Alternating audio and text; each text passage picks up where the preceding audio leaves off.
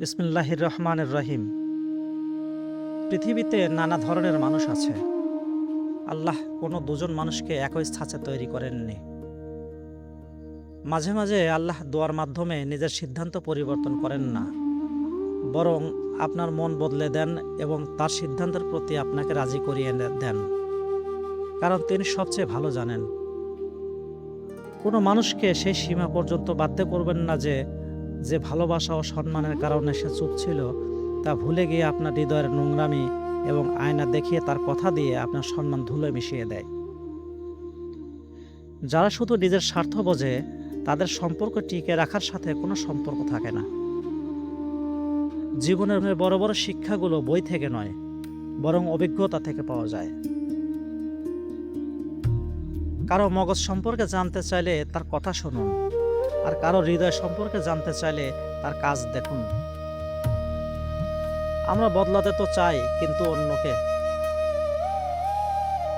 যে সম্পর্ক আপনাকে বারবার রোদে এনে দাঁড় করায় তা কখনো আপনার ছায়া হতে পারে না। যাদের উপর দায়িত্বের বোঝা থাকে তাদের কাছে রাগ করার বা ভেঙে পড়ার সময় থাকে না। মুনাফিক সম্পর্কের চেয়ে রাস্তার কুকুর ভালো, যে মুখের উপর ঘেউ ঘেউ করে, পেছনে নয়। যদি কৃতজ্ঞ থাকতে চান তবে নিজের চেয়ে নিচের স্তরের মানুষের দিকে তাকান।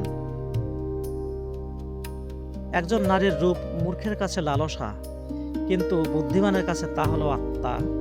জীবন সঙ্গী যদি অসহায় হয়ে পড়ে তবে তাকে ছেড়ে যেতে নেই, বরং আগলে রাখতে হয়। আপনার আর্থিক অবস্থা যখন মজবুত হয় তখন সম্পর্কগুলো মজবুত হয়। কথাটি তিক্ত হলেও সত্য।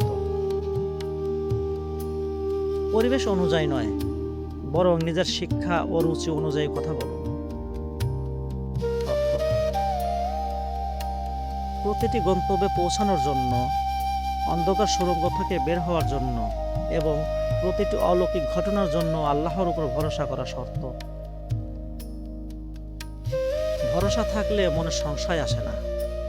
ভরসা থাকলে মানুষ চোখ বন্ধ করে এগিয়ে যায়, কারণ সে জানে তার প্রিয় আল্লাহ দায়িত্ব নিয়েছেন এবং তিনিই পার করে দেবেন। যারা আপনাকে ভালোবাসার দাবি করে তারা আপনার জন্য সব জায়গা অস্থির থাকে, কাছে থাকলেও এবং দূরে থাকলেও। যারা সহজেই আপনাকে ছাড়া থাকতে পারে তাদের মুখের কথায় বিশ্বাসের দেয়াল তুলবেন না, কারণ সেই দেয়াল ভেঙে পড়লে কষ্ট শুধু আপনার ভাগ্যেই জুটবে।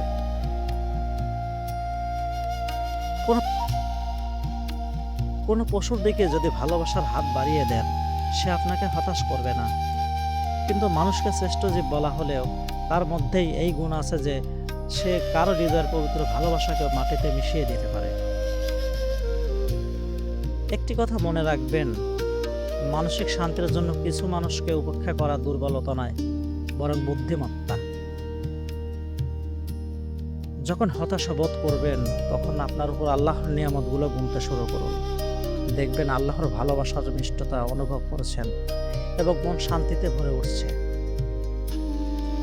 হতাশ হবেন না, জীবন যে কোনো জায়গা থেকেই পুনরায় শুরু হতে পারে। মানুষের প্রশংসা করুন, সরল মনে তাদের গুণের কদর করুন। মনে কষ্ট দেওয়ার মতো মানুষ তো এমনিতেই অনেক আছে।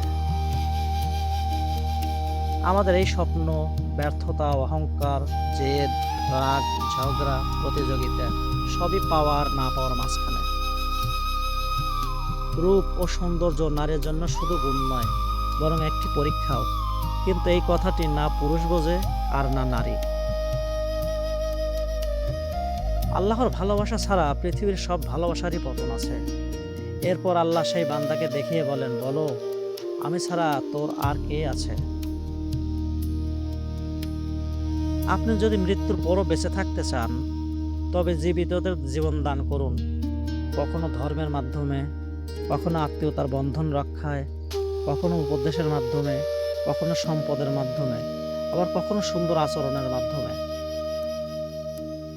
অহংকার ব্যক্তি সেই পাখির মতো যে আকাশের দিকে যত উঁচুতে উড়ে মানুষের চোখে এসে ততটাই ছোট হতে থাকে। নিজের চোখের জল মোছার জন্য কারো কাঁধ খুঁজবেন না, এতে নিজের ব্যক্তিত্ব নষ্ট হয়। চোখের জলকে শিক্ষা দিন যে কোথায় কাঁদতে হবে আর কোথায় নয়।